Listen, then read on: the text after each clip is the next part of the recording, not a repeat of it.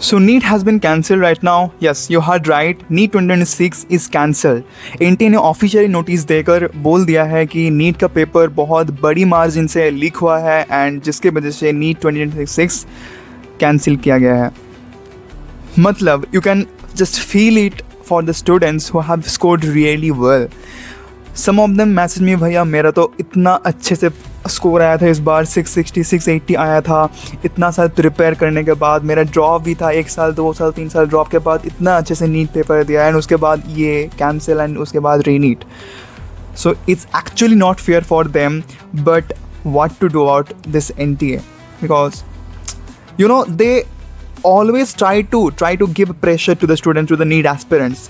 Maybe it's before NEET, maybe post NEET, every time, because before NEET they announced that this is not a school exam, this is national level exam, and this national level exam पे ये leak हो रहा है papers, वो कि 1 साल नहीं है, पहले भी हो चुका है बार बार.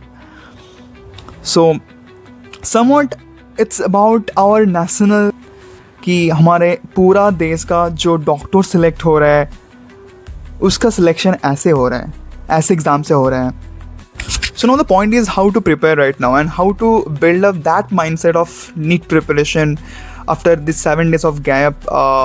So it's a very very crucial and very very important time for all of you guys, because it's not that bad for those who have not done well in the NEET, and it's a second chance for them and it's a very very good chance for them, because मेरे कई student है जिनका border line पे था, 600 था, 580 था. So it's a very very good second chance for them, and so how to utilize this chance better.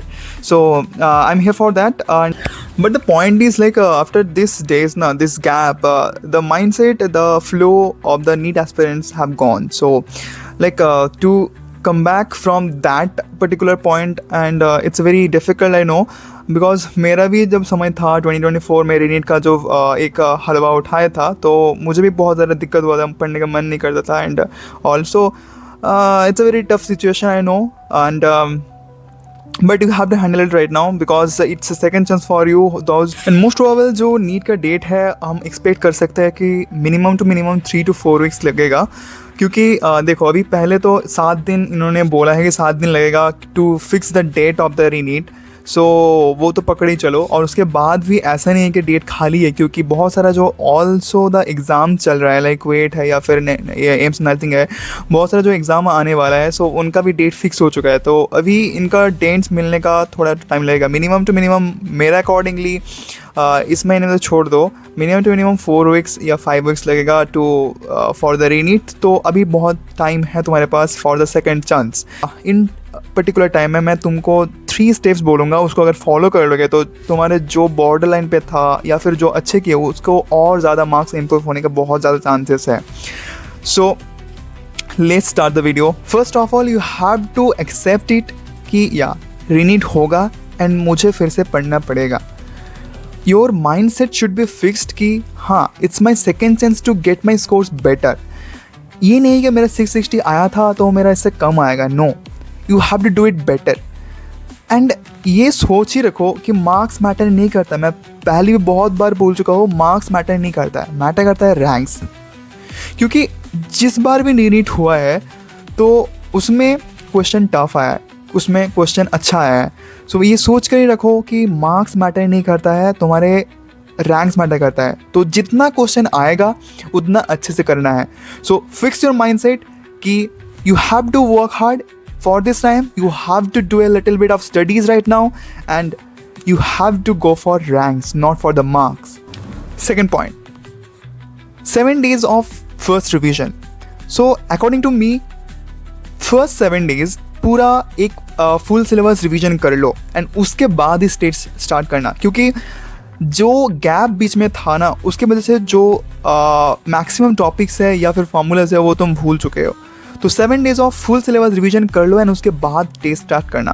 Third, multiple mock test with revision.